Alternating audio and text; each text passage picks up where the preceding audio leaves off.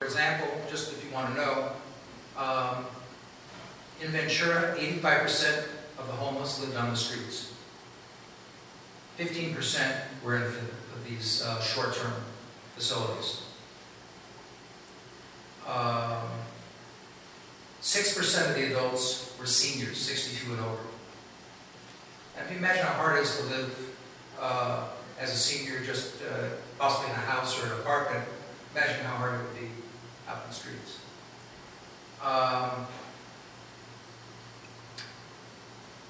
Young people, 18 to 24, 25% of the people were there.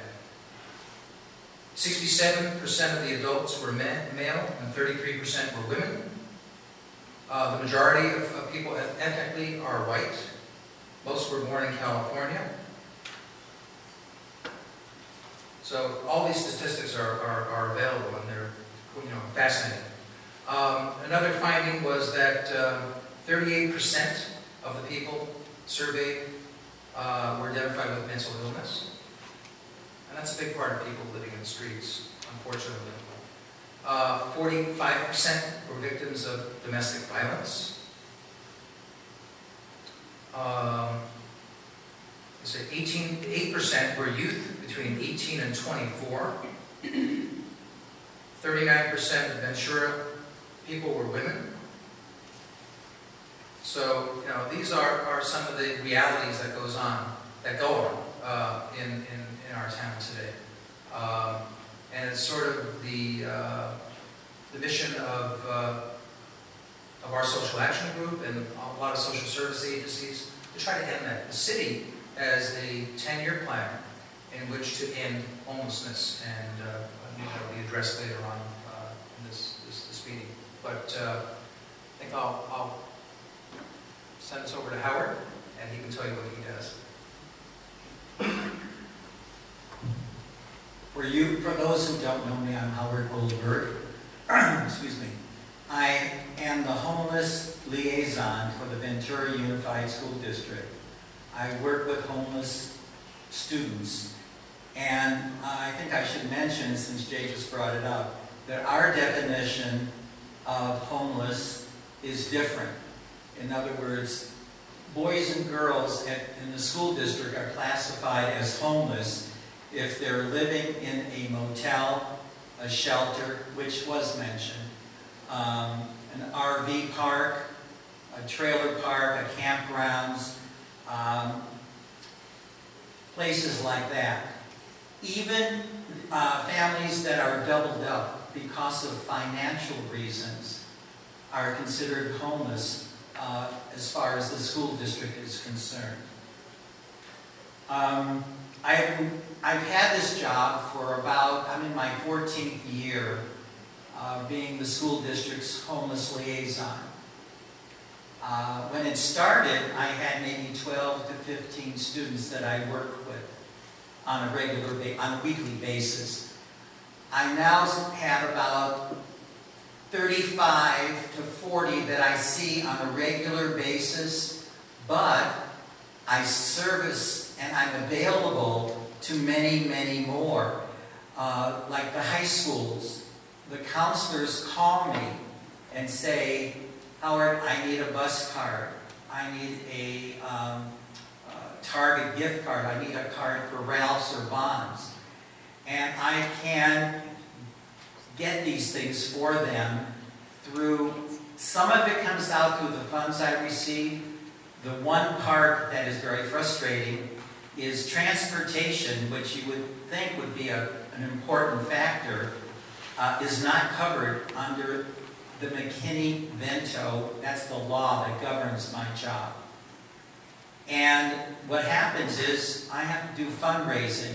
I am fortunate enough that I do fundraising at California Pizza Kitchen, and they're terrific, and I raise money that way. I also get donations periodically from the Kiwanis Club. This year, one of the board members at the school board is getting me in contact with the president of one of the Rotary clubs. So that helps also. So that's the money that I use for transportation. Some money sometimes comes from what the school district calls their general fund, which has decreased constantly, as you might expect. So very little does come out of that fund each year. When I started this job, I worked for the first, a little over 10 years for 3 different directors. And they told me that I was supposed to work with non-Title I schools. I don't know if you know what Title I schools are. Title I schools that we have in our school district are designated schools where the free lunch and breakfast program reach a certain number. And when it reaches a certain number, that school gets extra funds. I'm sorry I don't recall how many there are in the school district at this time, but it's a relatively small number compared to how many schools are in the whole district. So I was told, just work with the schools that don't have the federal fund. So that's what I did. The reason being, supposedly the other schools that are Title I that had the federal money, they could afford to take a small amount of their money and help the homeless families and children. Now I have a new director for the last, this is the beginning of her 3rd year. I found out, because a lot of my information usually comes from the County Board of Education. Well, now my director was telling me, with agreement from the County Board of Education, that I'm also supposed to be helping on a fairly regular basis the Title I schools too. So what I now do is I visit the non-Title I schools one week, and then I visit the Title I schools the following week, which makes it very interesting considering I'm part-time. I work 4 hours a day. So, but on the good side of that, when I go to the meetings at the county and I have meetings with other people who have my position, every other school district in all of Ventura County throws this job, this important job, at someone who's wearing 2 and 3 other hats. The one school district, I will point out, gives this job to the assistant superintendent. And she's already busy. That's the woman who's in charge in Thousand Oaks. She has that position also. When I thought the Ventura School was so smart in making this job the only job that I have. I don't spread myself and do other things. I do this, and it keeps me quite busy.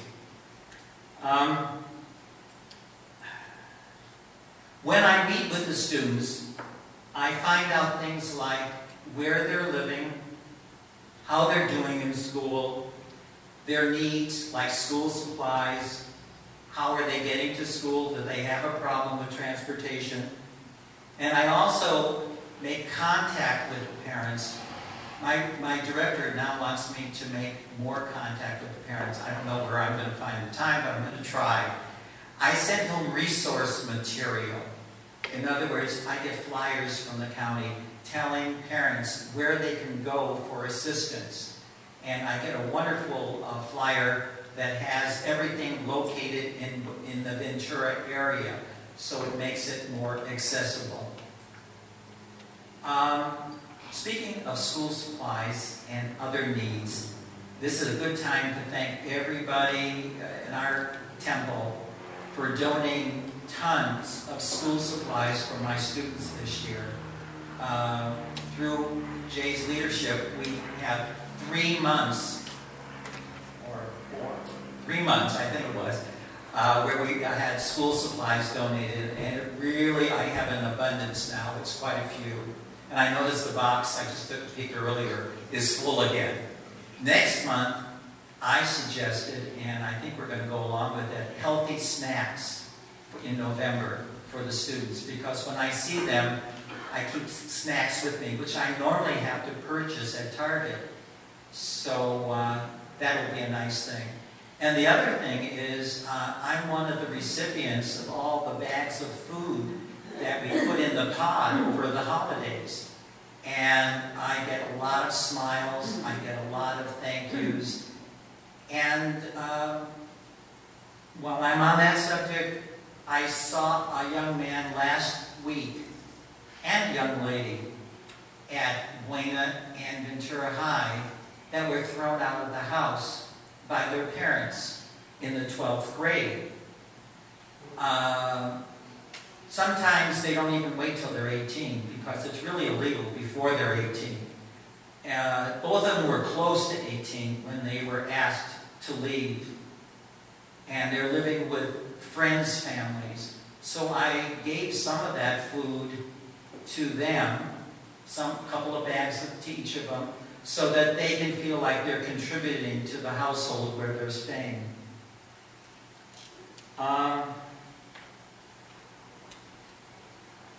7 years ago, I received a phone call from a gentleman. We'll call him Jim. He's a real estate developer in Ventura. He found out through United Way what I do. He called me, asked me out for lunch. We met, and for 7 years since I made contact with him, he has made a Christmas party for a portion of the students that I work with. Because I was working mostly with non-Title I schools, I only had like 35 to 45 students. I say only. He invited all of them to a Christmas party where it was for lunch, 2 to 3 presents each, and he spent a fortune on this party. In fact, last year, he had it in his office. He has a beautiful office on Front Street and in Ventura, and he had to expand. So